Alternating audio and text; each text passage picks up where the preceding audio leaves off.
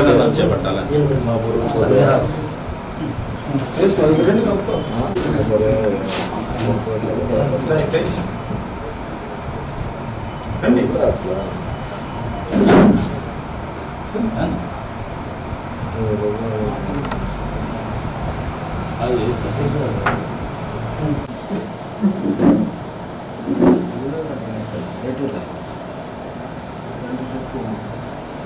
BC హక్కుల పోరాట సమితి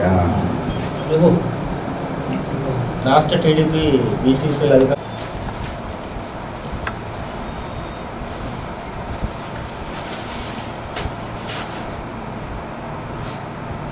నేను బీసీ సంక్షేమ సంఘంలో జిల్లా యువజన అధ్యక్షుడుగా ఇందులో ముందు కొద్ది ముందు అన్ని క్లియరెన్స్ అయితే సార్ చూసుకోండి.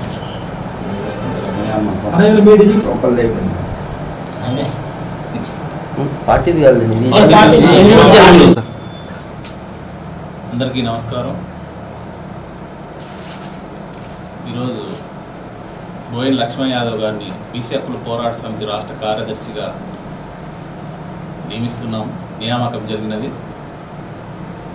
మరి గతంలో లక్ష్మయ్య గారు అనేక ఉద్యమాల్లో పాల్గొని ఈ రాష్ట్రంలో బీసీ బడుగు బలహీన వర్గాల కులవృత్తులు చేసుకునే వారికి ఆర్థికంగాను సహాయ సహకారాలు అందించారు గతంలో.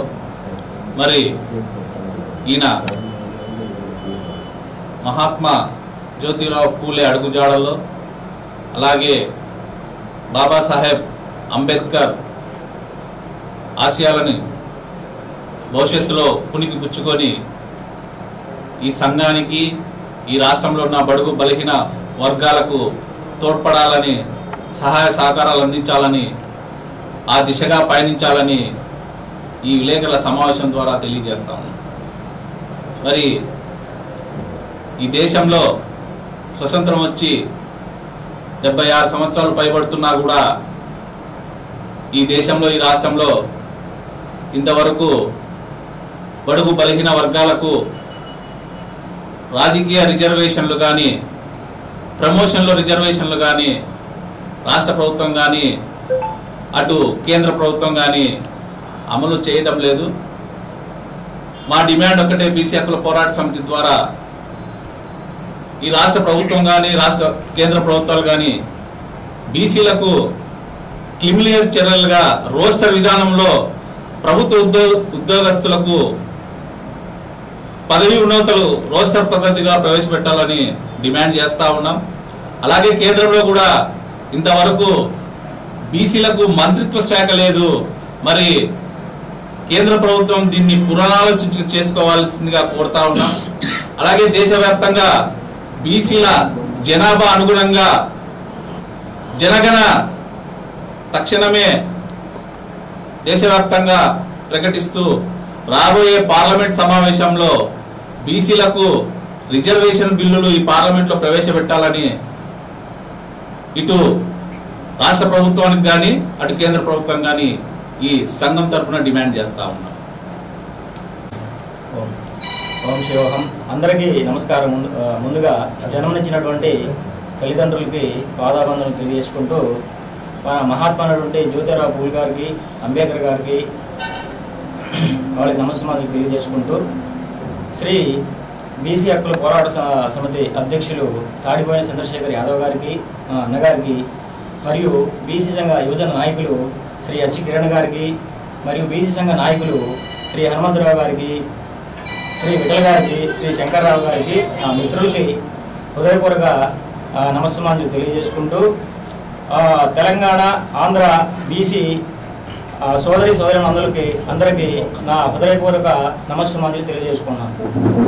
ఈ సందర్భంగా మాన్యులు ఆంధ్రప్రదేశ్ ముఖ్యమంత్రి వాళ్ళు శ్రీ నారా చంద్రబాబు నాయుడుకి ముందస్తు అడ్వాన్స్ జన్మదిన శుభాకాంక్షలు తెలియజేసుకుంటూ, బీసీ సంఘాల తరపున రాష్ట్ర కార్యదర్శికి నియమితులైన సందర్భంగా ఆయనకి ఒక చిన్న విజ్ఞప్తి తెలియజేసుకుంటూ, రాజ్యాంగబద్ధమైనటువంటి బీసీ నాయకులకి మరిన్ని పదవులు ఇవ్వాలని మనస్ఫూర్తిగా కోరుకుంటూ, బీసీ నాయకులకి తెలంగాణ ఇటు ఆంధ్రప్రదేశ్ ఉన్నటువంటి సోదరిమణులకు మరిన్ని ఉన్నతమైన పదవులు రావాలని మనస్ఫూర్తిగా కోరుకుంటూ, అదేవిధంగా తెలంగాణ శ్రీ యనుమల రేవంత్ రెడ్డి గారి ముఖ్యమంత్రి వర్యులు కూడా ఆయనకు కూడా మరిన్ని పదవులు ఇవ్వాలని చెప్పి విజ్ఞప్తి చేస్తూ ఈ అవకాశం ఇచ్చినటువంటి పెద్దలందరికీ నా నమస్కారాలు తెలియజేసుకుంటూ సెలవు తీసుకుంటున్నాను. స్వస్తి. ముందుగా అందరికీ నమస్కారం. మీడియా మిత్రులకి, పాత్రికేయులకి నా నమస్కారాలు.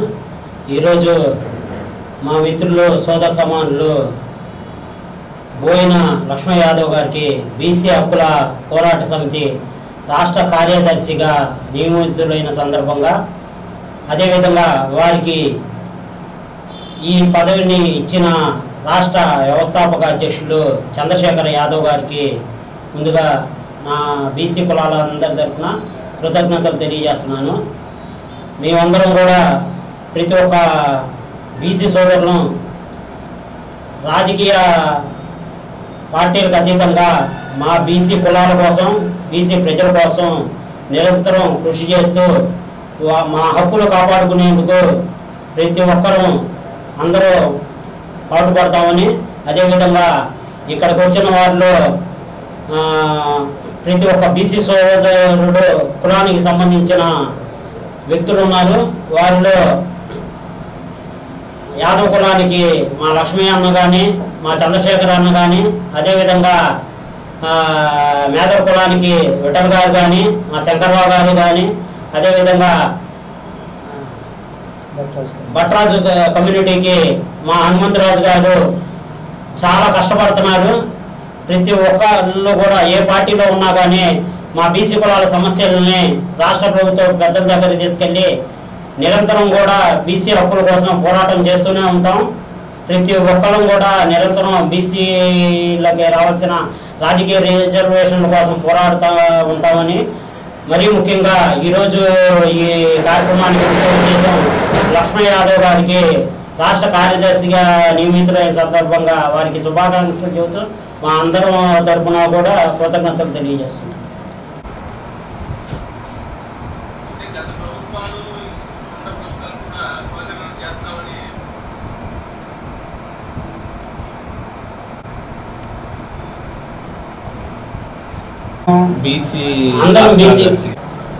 బోయిన లక్ష్మయ్య యాదవ్ కార్యదర్శిగా ఈరోజు అపాయింట్మెంట్ రాష్ట్ర కార్యదర్శిగా.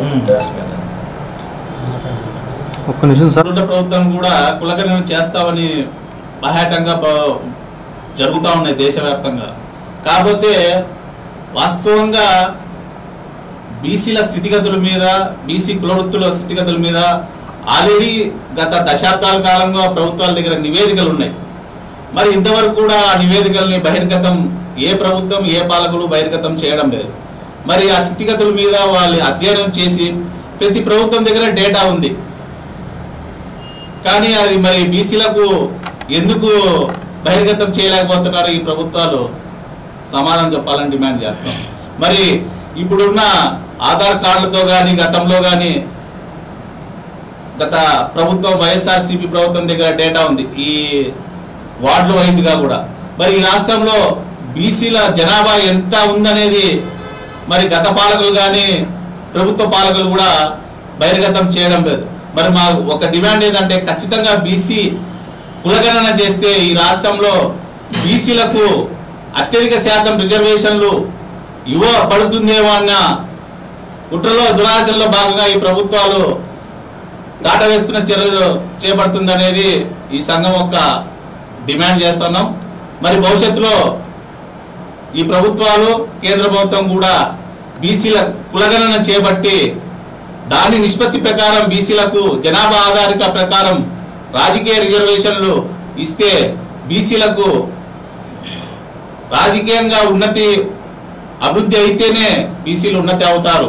ఏదో బీసీ లోన్లు ఇచ్చి బీసీలకు, కులాలకు, కుల వృత్తులకు, చేతి వృత్తులకు సబ్సిడీలు ఇచ్చి బాగుపరుస్తున్నాము ఈ రాష్ట్రంలో కానీ కేంద్రంలో కానీ అని చెప్తున్న ఈ ప్రభుత్వాలకు ఖచ్చితంగా రాజకీయ అధికారం ఉంటేనే కుల వృత్తులు చేసుకునే వాళ్ళకు, బీసీలకు, బహుజనులకు ఆర్థిక అభివృద్ధి కానీ, పారిశ్రామిక వృద్ధి కానీ బాగుపడతామని ఈ సందర్భంగా తెలియజేస్తాం.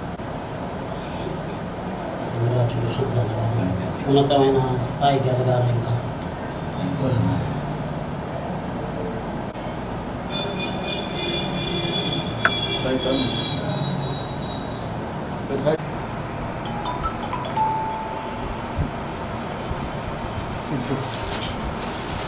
Yeah.